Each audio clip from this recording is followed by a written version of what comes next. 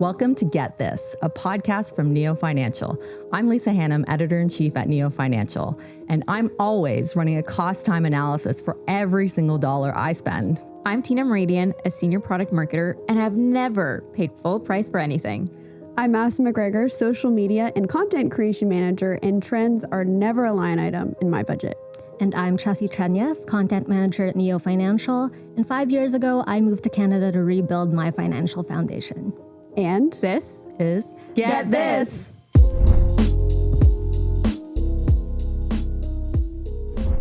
Welcome to episode 3 of Get This. So today we're going to be talking about AI because everybody else can't stop talking about it either. Our top story today is whether or not AI is taking your job. And AI prompts to save money. And lastly, Katrina Lawrence, an AI trainer from TMU, will talk to us about AI scams. All right. So are you worried that AI will take your job? No. No, I think like being a social media manager, I think AI will automate a lot of parts of the job. And I know even like working in tech, I've had a couple of conversations with people like being like, oh, like, what do you think about AI generated videos? And I think like my role as a social media manager is always storytelling. And I don't think AI can really replace that. I think it's super important to maintain the human element. So I think in that case, no, I don't think AI can replace that. Yeah, I agree. I think there's a certain human element that isn't captured throughout AI. I think in terms of strategy as well, it's not something you can ask AI to do. It's really difficult to, again, capture that like human essence of strategy planning or even just thinking through actual situations and problems and problem solving as a whole versus I feel like AI does a really great job of like benchmarking or giving you a benchmark to like start off your thinking or thought process. So I feel like that's where I utilize it the most. But in terms of my work, I think you really need a human touch to it and everything that, you know, we all do here, but especially when it comes to marketing or content, when you ask AI to write you something, it just, that human touch it goes a long way in my opinion. No, for sure. The one thing that was super interesting, so I went to Elevate this year and then in the Get, we also did an article on this twice because AI changes so fast. I remember even a year ago, if you asked me if I would use AI, I would be like, no, words by humans. But I use AI on the regular all the time. I use Gemini, I use Claude, and I use it as a twofold. I use it as a mirror. So I tell it things that I want myself to do. So for example, if I have written something and I'm like, oh, the tone is not quite there yet. Can you push it? And then it comes back. And to your point, like it's not great, but it gives me that extra step to move a bit further. Yeah. I mean, when you're working with a team, I mean, AI has definitely shrunk teams. That there is a benefit for me to use AI that way. I haven't yet used it for images, although I think it can work for images. Right. But yeah, AI is very interesting. But I also think what I say today is probably not going to be true 6 months from now. Yeah. I could be in a very different place and have a different use for it as well. Yeah, it's progressing so fast. And so it's kind of crazy to see how far it's come in the past 6 months even and the different platforms out there or even like the different versions of the platforms. It just keeps getting better. Yeah. Yeah, like I use it as like an editor mostly for like things I need to script for social and like helping me with like spell check or like taking big amounts of information and like synthesizing it. But what I've found really interesting is how AI has impacted like companies' perceptions of the value of their employees. Like there's like this big company in entertainment that like laid off a huge amount of people because of AI, which I find interesting, just the reactions. So I think in that case, it can make you kind of scared that it's going to replace you. But like from like a skills perspective and like my value as an employee or someone in the marketplace, like I don't get scared of that. I think it's more like the perception of how it will affect the perceptions of others who could hire or fire me. Yeah. Yeah. And it's definitely different from industry to industry. So coders who just graduated are having a really tough time because AI can do that. And it just needs someone to look over the work. But yeah, it's crazy times. Do we think that entry level jobs are, I don't want to say it'll be out the door in the next couple of years because of AI, but do we think that that's where it's most impacted given what you just said, Lisa? I didn't get to the second fold of how I use AI, and it was as a dumb intern. Okay. And so when I need it to do things, I actually have to sit it down and like tell it step by step what I need. Yeah. So yeah, possibly. But it's more work because there's not that like human comprehension behind it. So I think I'm going to end up having like a library of different prompts and how to use them because it's a lot of work doing it over and over and over again. Absolutely. Have you both ever experimented with creating those agents or those skills that we've talked about? I should, but I am a little bit, but not like I'm not. I mean, I have a job in creating an AI agent. It's not part of it, but I definitely am personalizing it to me and the skills that I need it to do. Do we think that companies should kind of integrate some sort of like learning for AI so that way everyone who comes in is equipped with the knowledge to use it the way that it should be used, just given, you know, how much knowledge there is, and also given the fact that it's now being fully integrated to everything that we do? I think you have to be realistic on where you are.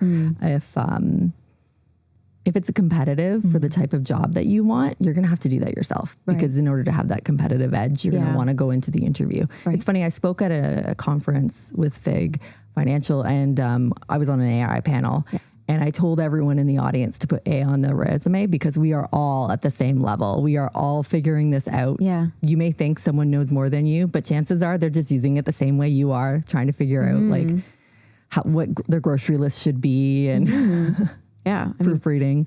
My mom uses AI, you know, and that's crazy considering she didn't use anything else. My grandma recently used AI to help her perfect the haircut she wanted. She brought it to her hairdresser. Wow. That's a really great use case. Yeah, grandma's hip. So that saved her a couple of haircuts. It did. She was happy with the haircut. Saved her a couple of dollars probably. Yeah. She had a lot of fun with it too, which is really cute. Yeah, it's so easy to use. So But one thing I just wanted to say though, when I did talk to some experts about AI, that they were saying that they haven't seen a displacement of workers like as with any other technology. So AI isn't doing more than we've seen in the past with other technology. As they say, video didn't kill the radio star, right? I think that's very reassuring. Yeah. All right. So no more L's, hidden money, hidden savings. So we're going to be talking about how your AI tool can save you money. So I have a few AI prompts. So if you want a low effort micro savings challenge, AI can help you with that.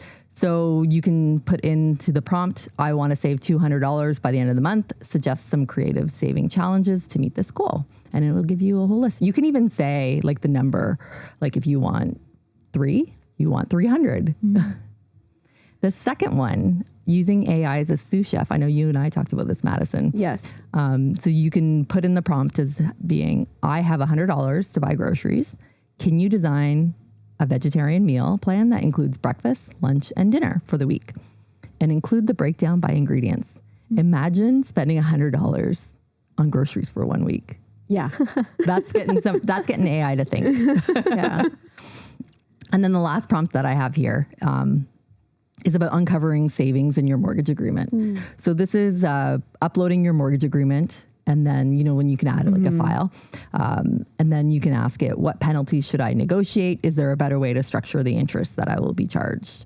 I will say one thing though, when it comes to AI security, black out anything that is personal and like specific to you, marker it out. Yeah.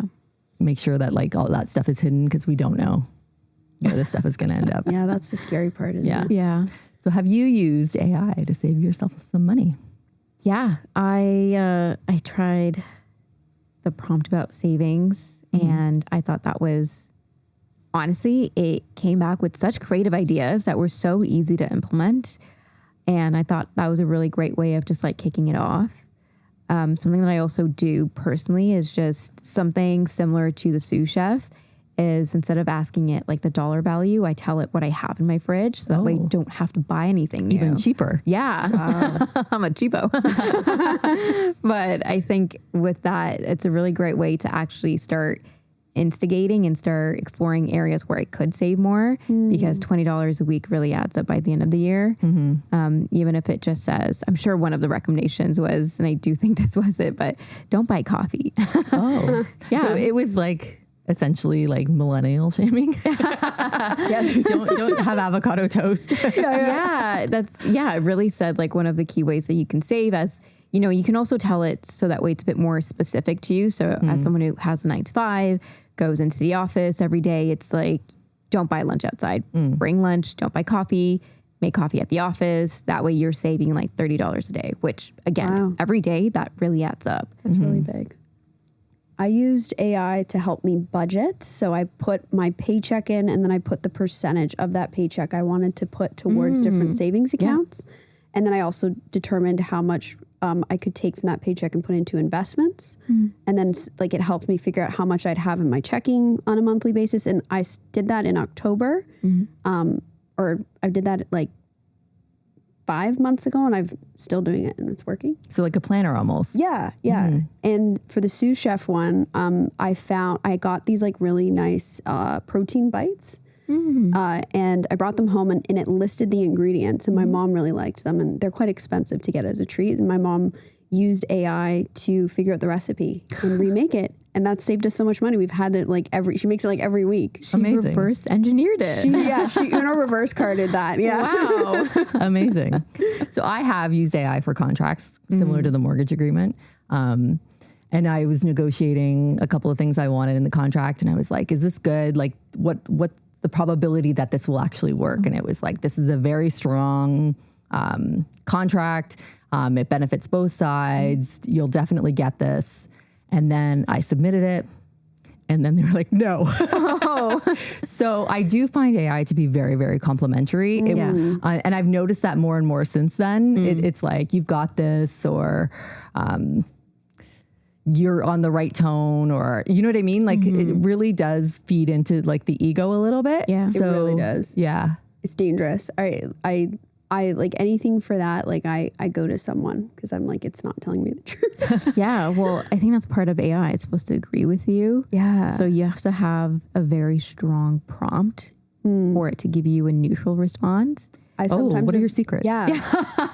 I got tons. Oh, okay. Share. Yeah. But yeah, so one of the key things is that, you know, AI is supposed to be, like you said, complimentary. So it actually agrees with you, tells you you're doing a good job. It's like your best friend, not, you know, your hater or someone who can actually give critical feedback. So you really have to say, like, imagine, you know, you're giving feedback on XYZ, and that you've known this person or this contract for XYZ amount of times, or you read it 3 times. Now imagine you're on the opposing end. Like, what would you say? That was my mistake. Yeah. So you really just have to try to like really get it out of AI for it to think, or for it to give you response where it could be a bit more critical rather than supportive. But that's a bit more of a difficult thing to do, given it's supposed to be, you know, agreeable to what you want or what you're saying. That ties into the like really dumb intern. Yeah. That you have to over explain. Oh, you're so right. Yes. Yeah. That I tried to get AI to tell me the truth, and like, and they was like, what is the truth? yeah, no, it was like, your prompt is much better. So I was like, don't bullshit me. Don't bullshit me. Tell me the truth. Don't bullshit me. But that didn't work. No. Yeah. So it was trying to be edgy, but. And you should also be cautious naturally, because there's, I forgot what the term is, but when it hallucinates. Yes. Yeah, and it's happened to us once before. We were asking about like book recommendations, and it gave us a book recommendation. Naturally, we were searching it, and we're like, this doesn't exist. Oh, did you hear about the one journalist who wrote a book about summer reads? I think it was last summer, and they were all fake, and it was published. Whoa. Oh, no, you got to double check your work. Yeah. That's crazy. Yeah. Yeah. I've also heard that AI is really bad for research. Yeah. Oh, Like it lies. double check your work. That's what I'm going to say. Yeah. For real. I think it definitely depends on the type of service. Like ChatGPT is not really great because the free version is an LLM that is like, if you're not paying for it, it's not really up to date. Yep. But then something like Gemini being Google based will be a bit better in terms of factual stuff, because I've definitely had the same thing happen where you're asking it to, list certain things, and you could just Google, and it's misranking things. It's bringing other things into it. And it's just a bit of a weird situation. So actually, we had a really good interview, and I'm blanking on who the person was that said it, but they said, if you are not paying for it, you're the product. Yep. That's a fact. Even with free apps. Yeah. It's your data that gets sold. So be careful out there. And now a word from our sponsor. Have you heard of CSI? Like the show? No, credit score insecurity. Wait, that's a thing? Yeah, and honestly, it makes a lot of sense because when you have a low credit score, it can feel like you're all out of options. Oh, I see. So when you've been told no by the big banks, you assume no one's going to approve you, so then you just stop trying. Exactly, and that's why I found the secured Neo MasterCard really interesting because you don't need a credit score to apply and approval is guaranteed. Really? Yeah, Neo gives you an actual credit limit and you can even get access to credit building tools. Okay, that's like way different than what I expected. Yeah, and they even report to both Canadian credit bureaus so you can build your credit history over time. Oh, wow. So basically it's built for people who are trying to move forward without feeling judged from where they're starting. Yeah, so if you've been wanting to build your credit, check out the secured Neo MasterCard at neofinancial.com and see if it's a fit. Thank you so much, Katrina, for coming in. I know you are a very, very busy instructor, YouTuber, and an AI trainer of all things at TMU. So why don't you start off by telling me what you do? Yeah, for sure. And thanks so much for having me here. So right now I'm the AI practice lead and senior trainer at Rogers Cybersecurity Catalyst, which is a non-for-profit that's owned and operated by TMU. And I'm also a math professor at another university in the US called Eastern University. And there I teach their master's courses for math and AI. And then on the side, since I enjoy math so much, I do run my own math and machine learning YouTube called Math Unlocked with Katrina. Amazing. And you are the first person for your job title right now. Yeah, so we were primarily a cybersecurity company. And then in January, we pivoted to really go into AI so that we're staying with the times. So in our technical group, we had cybersecurity experts, and I'm like the first AI expert to join them. That's amazing. Congratulations. Thank you. Have you ever fallen for an AI scam? Yeah, so not quite, but like very close. I feel like the scams are getting more and more sophisticated as AI gets better and better. So phishing scams are very easy to fall for sometimes if you don't know what you're looking for. My previous position, we were talking about a Halloween party and everyone was talking about what costumes they're going to wear. And then suddenly we got an email that afternoon saying, oh, click here if you want to sign up for the costume party. And I was like, oh, this looks like fun. And then my colleague next to me happened to click on it first. And it was a phishing scam that the bank had actually set up to make sure that people could be aware of them. So She got busted. So yeah, that was a really close call. And it really, I think, opened up a lot of our eyes to just how real they can be and how anytime you're clicking on an external link, there's always a risk. So you have to beware. Yeah, no, most definitely.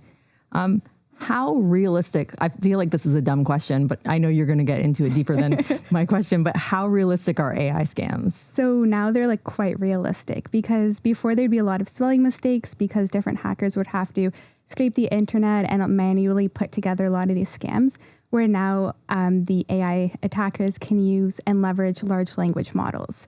And then by leveraging these models, they now have near perfect or perfect text that you're dealing with. So that's what makes like the scams more and more realistic. And in addition, it's not just written scams or phishing scams. There's a big issue that around voice cloning as well as video cloning. So now like these attackers can scrape the internet and even get like a 3 to 5 second clip if you were talking on LinkedIn or Instagram or TikTok. And they can then with AI clone your voice and even clone your video to make either avatars or like voice recordings that sound 100% like you. And that is like a huge threat right now, which is like quite scary. I'm very scared actually talking to you about it. So are we doomed?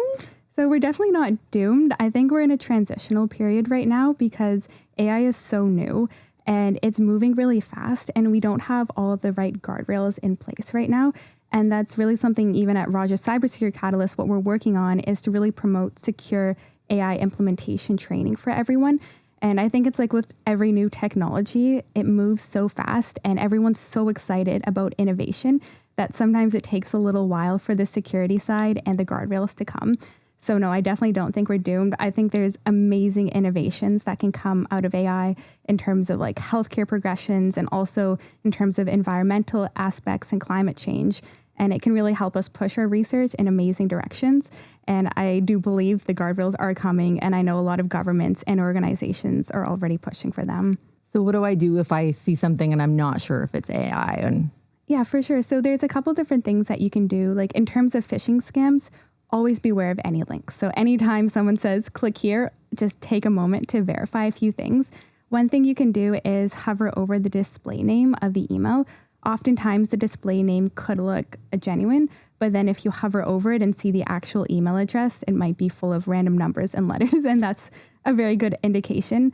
Also, in terms of like videos, you can ask someone to put like 3 fingers in front of their face or move their head side to side, and the AI is not good at depth perception, and the image could tear. So those are things everyone can do. And then mathematically, there's actually some interesting ways that we can check if things are AI generated or not.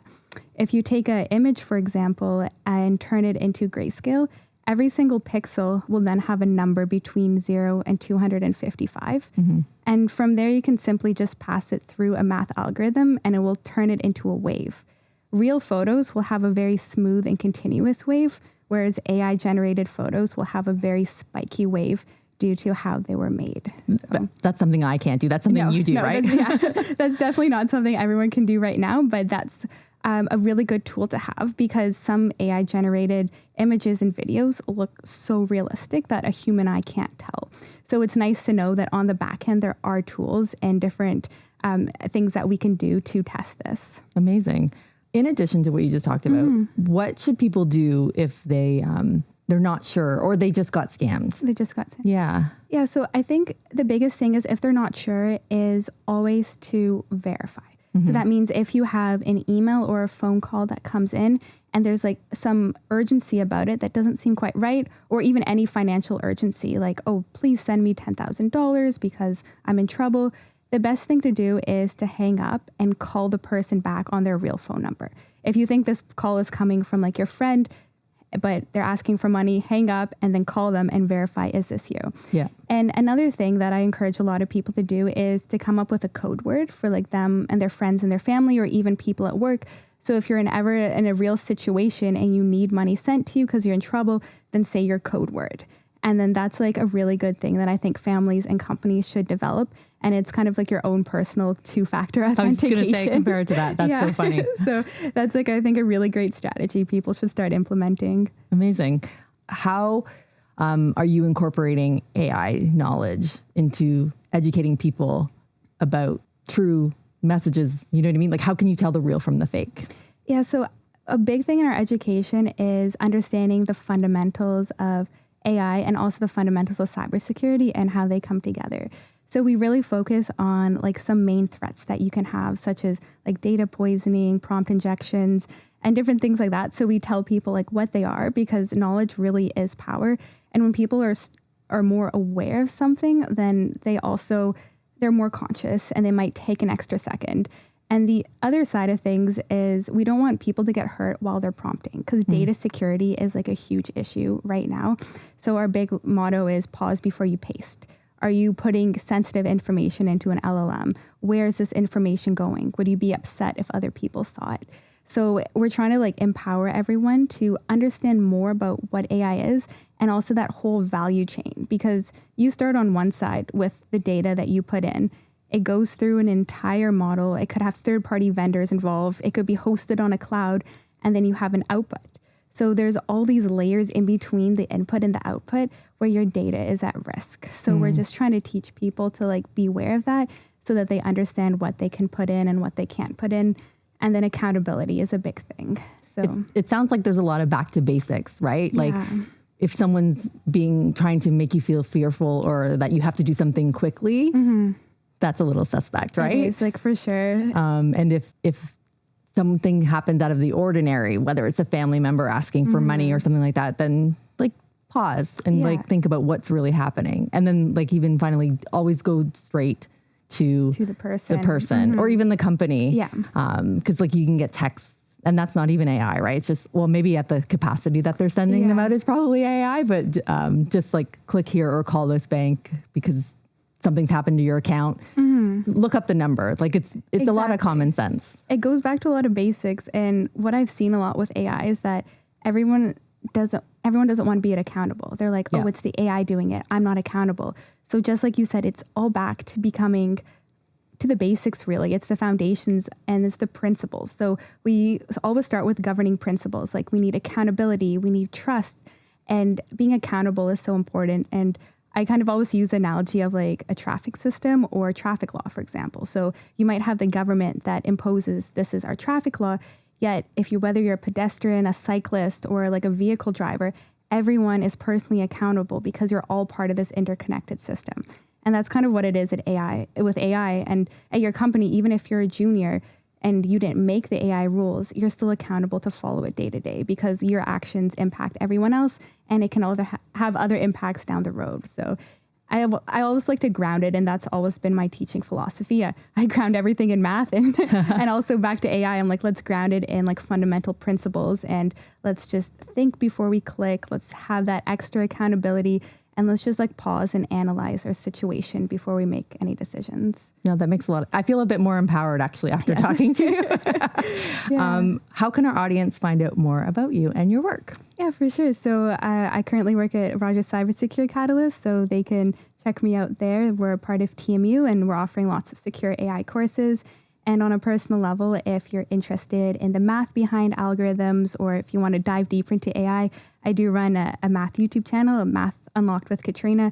And there I have almost 300 videos right now that go through fundamental math and machine learning math and AI concepts. And yeah, feel free to connect with me on LinkedIn as well. Amazing. Yeah. I'm not a student, but I feel like I learned something today. Thank you so much. Oh, it's my pleasure. Happy to chat with you. Thanks for tuning in. Follow us at Neo Financial on Instagram, TikTok, and LinkedIn. And don't forget to sign up for the Get newsletter. Want your question featured? Hit us up at theget@neofinancial.com. Remember to like and subscribe, and we'll see you next week. Bye. Bye. What a topic, AI. This episode, we talked about using AI for work, money savings prompts, and how to avoid AI scams. These tips can put $500 a month back in your pocket, even more if you don't fall for a scam.